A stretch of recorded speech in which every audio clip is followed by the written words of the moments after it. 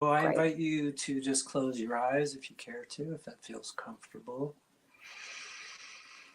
Just take note of your breath, the fact that you are breathing, the way the breath connects us to our bodies. Oh, yeah, we have bodies. So now I just want to back up and explore this notion that undergirds the entire spiritual workout practice, which is this idea that we are spiritual, eternal, non physical beings having temporary physical human experiences. That's how I'm talking to you, that's how you're hearing me.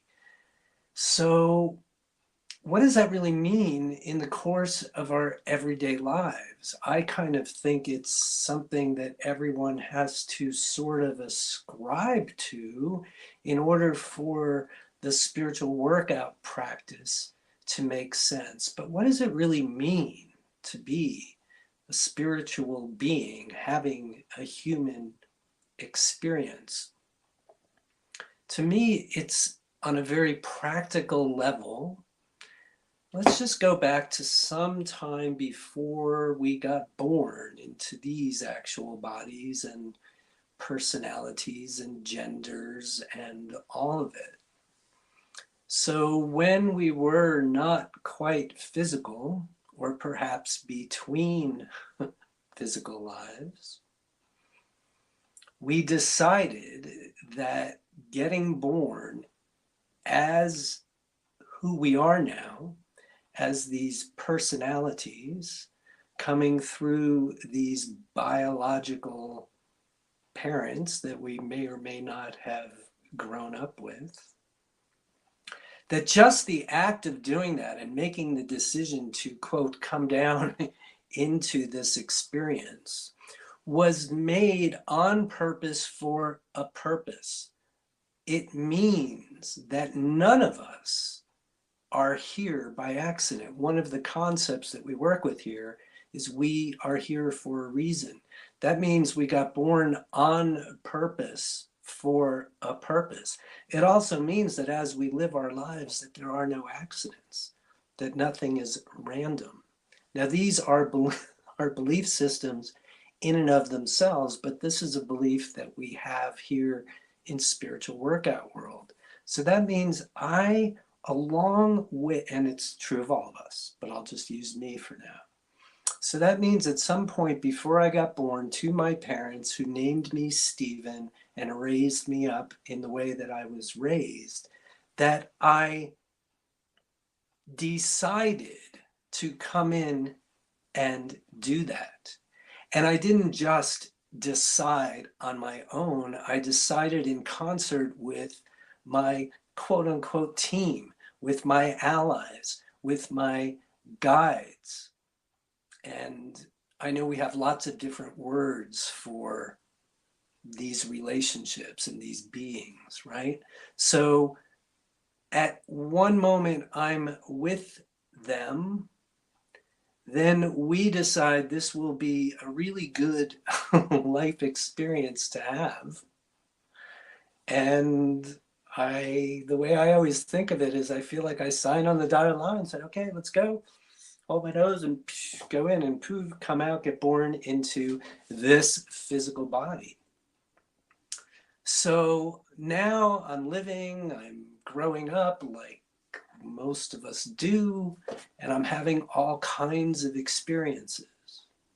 So to me, being a spiritual being, having human experiences means that the experiences that I'm having, maybe they're super great and light and breezy and wonderful and happy and joyous and fun. That's fantastic. For me, personally, growing up, that wasn't so much the case so much of the time. And so, spiritual being having a human experience reminds us, well, it's not for nothing.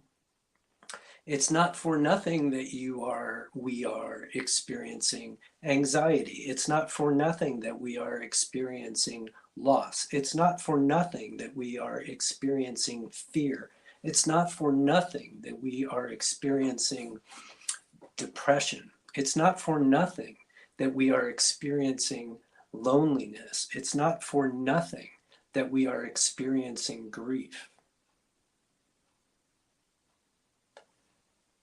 So if it's for something, what is that something? Why would I come down here just to flop around in this body and have these experiences that many of which are just not too much fun? They're not interesting. And in fact, many of them are delivering great pain, great discomfort, great uncertainty and fear and doubt and worry.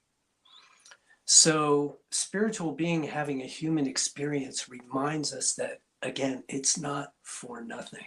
There's that line that people say, nothing's happening to me, it's happening for me. And that really is the position that we take here. So we don't judge our experiences to be right, wrong, good, bad, or anything. We just simply say, here I am in a moment having an experience that is not to my liking. It's not comfortable. It doesn't feel good. I don't want to keep having this. Maybe it's new and fresh, or maybe it's old and chronic. But as spiritual beings having human experiences, we have a special, unique, and I think powerful perspective of what's happening so that we can see it for what it is, understand something about how it got created, and most importantly, set our sights on a future that's free of this dynamic. Now, we in Spiritual Workout have a lot of tools that we use to do exactly that. Those tools are 15 concepts, none of which I made up, all of which we here say we believe in. So we start to look through the lens, for example, of compassion, maybe, and we offer ourselves compassion just for being where we are. We look through the lens of non-judgment and say, well, maybe there's nothing wrong, quote unquote, with what's going on. It just is. Where do I then want to go from here? We're going to look at the beliefs we have that create our experiences. We're going to get really, really good at setting shiny, clear intentions that will put us on a trajectory toward where we want to go, especially if where we are is other than that.